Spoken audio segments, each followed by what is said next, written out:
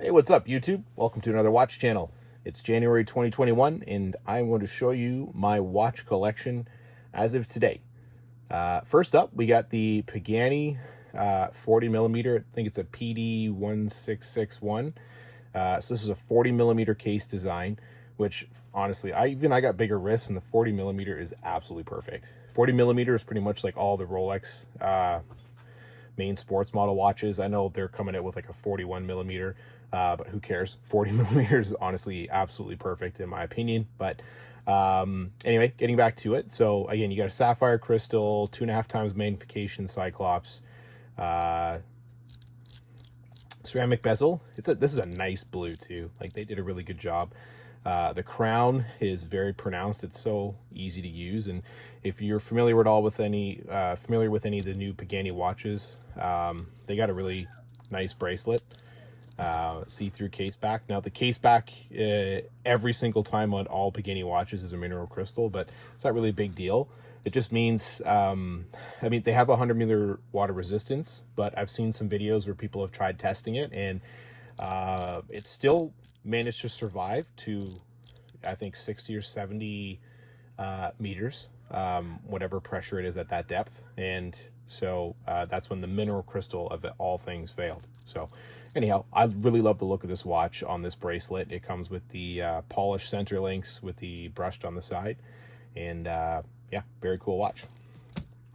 Next one up, I do have the bracelet. I just took it off because I'm in the middle of putting another bracelet on. But this is, again, it's a PD 1661, 40 millimeter. It's just got the gold and green. It's, I guess street name would be, this is the Wall Street watch. I guess the comparison to the Rolex Submariner. I don't even know if they ever made one like this, but anyway, you just got nice dark green and gold. And I'm not a big fan of actually wearing gold, so I'll show you what I've done with, I got this same watch here. Let me get this held up here. I got the 40 millimeter Hulk. So you've seen my other video. Hopefully I've got a 43 millimeter Hulk, which is sort of the beginning of Pagani, at least for me experiencing them. And again, this is the same as the Cookie Monster. So you've got 40 millimeter, ceramic, sapphire, Cyclops. This is a band from AliExpress that I picked up on, I don't know, they have like a November 11th sale every year that's big. So I got like 10 bucks off. I think the band with the clasp and everything was like 20 bucks, but anyway, very cool. I'm a big golfer and I love the Masters, so you know, having sort of green watches in my repertoire, my arsenal to choose from, was something I wanted. So I wear this one a lot, and there's only a couple of watches that I wear more than this, and that's this one. So Pagani, I'd actually reached out to them back in September, October, and I asked if they could do a Kermit, and I think they may have already had one in development or not, but when it first came out, they notified me and I was able to pick one up. No discounts or anything for me. I don't care to have any deals or partnerships with anyone. So these watches are already cheap enough, and I will always give you my honest opinion. So this one, as you can see, unlike this other one with sort of knockoff clasp, I don't want to promote that type of stuff at all, but I changed it to the Pagani. I took that off the bracelet. Now I love metal bracelets. It's just rubber. It's nice to have a few different ones. A lot of my GMTs I've kept on the metal bracelet, but it's nice to have something light and change it up every once in a while. Probably should have cleaned all these before doing the video, but I really love the look of this Kermit style watch. Again, 40 millimeter, ceramic, sapphire, 100 meters, all that great stuff. Nice crown. And yeah, so that's that one. Next up, this is another PD 1661, because again, like I said, I love the size. The size is perfect. I have almost 8-inch wrists, and I think it's a perfect size for most people, from like, I don't know, 6.5 to 8-inch, maybe even 6 inches. Like, I don't really know. You don't need to have a monster watch, but it's got a nice thickness that's not too big and bulky, but it's got a nice presence. So again, this is a gold, well, it's not actual gold plated, but the gold and black. And again, ceramic, sapphire, 100 meters, and I threw it on one of those rubber bands as well. And next up, to complete my Submariner Homage collection, I got the all black Submariner with a Polish bracelet. So this is again a PD1661. I just love having all of them. So I'll try and see if I can get them all here for you, sort of lined up. And no, we got that guy. So there you go. That's the Submariner Homage Pagani collection, PD1661. Next up, I got the Pagani Gmts. These are all the exact same watch, except different look, and some have a different bezel. The only one missing here, which I have somewhere upstairs, is I also have the all black. So my next video coming out is actually going to be showing you all 4 of the GMT watches that they offer. So they only offer the 4 models, and I have 4. Now you can get each of those 4 models in either the Jubilee bracelet, or you can get it into the Oyster style bracelet. So there's technically 8 different combinations that you could do. So each of the 4 watches you could pick in either or. So first up is the Batman. I've done a whole video on this, and super cool watch. This one is actually ceramic, the bezel, and I think it's painted blue, what they've done on here. They've done probably all black, and then they painted, because there's a tiny little bit of bleeding you can see on the 6. The 18 line at 9 o'clock is pretty good, but that's about it. The Coke, which I think is just super gorgeous. This is an aluminum bezel. Lots of people have had questions about it, or people debating it online, whatever. The Coke and the Pepsi are both aluminum bezels. They've done a really good job, and don't degrade aluminum, because I think like really the bezel serves its purpose, and it looks really good. Like it almost looks somewhat like ceramic. It's just done to a really high quality, but it's just painted aluminum. I got mine on this Oyster bracelet. Now the only reason I got this is because I got my father a watch, and he really wanted the Coke. So I picked him up a Coke, and he liked it on the Jubilee. So I got it on the Oysters, so we could both have the same watch. Anyhow, that's the Coke. And I've also got the Pepsi, which I've done a video on. You're welcome to check that out. And I got it on the Jubilee. And I just feel like the Jubilee is what this one needs to be on. Like, obviously go with your preference between the two, but I look at this as like a vintage looking style kind of watch, even though it's a modern watch design. But it gives you that little bit of a vintage feel, and I think it just, I never had worn a Jubilee, and I think it just looks really, really good, super sharp. So, but those are the GMTs. Next up is the James Bond collection. I've got the Corju, or Corgian, whatever. Can't remember what model this is, but this is a nice watch. This is a homage to the Omega Seamaster 300, and you have a ceramic bezel, sapphire crystal, and Miyota. I believe this one is a Miyota something. And it works cool. Like the lume's not bad, not great, but I mean, it's a $100 watch. I think I got it maybe for like 90. And again, I'm talking Canadian dollars. So the clasp is pretty cool. This may have been, was this aftermarket? I can't remember. But either way, that's a cool one. So this is from the, an homage to the Omega Seamaster 300 from the 007 movie Spectre, I believe. Next one up, we got the Commander. This one's kind of cool. Like Pagani came out with this late 2020. You got a domed sapphire. I don't know if it's double dome. I don't really know the difference, to be honest. But you got ceramic bezel. When I first looked at it, see this red coloring on there? I was really concerned that looked kind of cheesy in the photos. And it's actually pretty decent. I'm not as big a fan of it still, but it's not that bad. So I think this is kind of an overpriced watch for what they've made it out to be, but it's got a really nice band in the clasp. Like they did a really good job with that. But I don't wear this one as much. I think this is more of like a summer watch, but it's very cool. And last but not least, for the Bond collection, I've got the I guess, the newer James Bond one that they're going to be coming out with the new movie. And this comes on the metal bracelet. I just put it on this NATO. A lot of the pictures were showing it on the NATO. But this one has a Miyota movement. The bezel clicks amazing. I think overall this watch is literally extremely stunning and very cool. So next up we got the Phylida Speedmaster Homage. And this watch is literally my favorite watch. There's one other watch that kind of comes close, but this is easily my favorite watch for that. Like, the movement's gorgeous. Everything about this watch is amazing. Looks great on the wrist. Yeah, that's about it.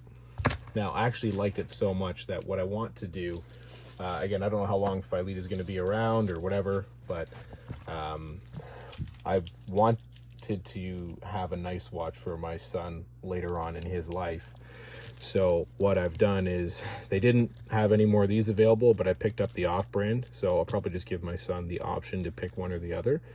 But I've got this one that I picked up, no brand, just to make sure that I could get one, because they're such great value. They're like $200 Canadian for something like this. So you can't really argue. Hand wound, you know, this isn't something you're going to wear in the water. But like, it's, the Omega Speedmaster is truly the hardest watch to create an homage to, because the original 1861 movement in the Omega Speedmaster Moonwatch is hand wound. So if you're going to homage a hand wound watch, you've got to have like a reasonable movement, which means you're not going to be in that $100 price bracket. You need something, you know, better. So to get something at the $200 range, I think they're like $220 or $230 depending on discounts and whatever. They are just an absolute best bargain for an Omega Speedmaster homage for something like this. Now, I've owned a couple of Omega Speedmasters in the past at different times, so I never owned more than one at one time. But the sapphire crystal I like much better than having the Hesalite, because like, the Hesalite's cool because it's original and that's what they wore in space and everything else, but like, it scratches so easily. And yes, you can use polywatch and everything else, but like, it's hard to keep up on it because it's so hard to not scratch it. Like, I don't like babying a watch. If I'm gonna wear a watch, I'm gonna wear a watch and do whatever it is that I do. Like, and whatever happens. And it's just, with sapphire, there's like virtually never any scratches. Like, all I ever have to do is just kind of dust off the watch a little bit. So anyway, so those are those. My very special review to come soon. Second favorite watch is a yet to be released Phylida James Cameron Deepsea, which is just the Phylida, whatever, I don't know, whatever you want to call it. But it actually has a working helium escape valve, and you've got the multi-tone dial. So you've got like the lighter blue that sort of fades in the middle down towards the bottom of the sea. The little automatic, it's kind of hard to tell in the lighting, but the color of that word automatic is in a light green to pay homage. And then you got like the writing scripture of helium escape valve in there and limited edition. And it comes on this bracelet. And then you've got this. Now, the other thing is this watch is actually rated to 500 meters. Now, whether or not they've tested it to that, I don't really know, but like, this watch is really like after having the I